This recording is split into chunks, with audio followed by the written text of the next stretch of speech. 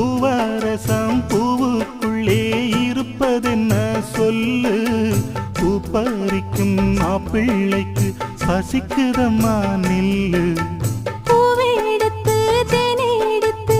எதுக்கு இங்கே வரணும் பரிதவிச்சு பசிச்சு நின்னா பந்தியும் போட்டு தரணும் ஆடி ஆடி பாடி வந்து அலையுதொரு குருவி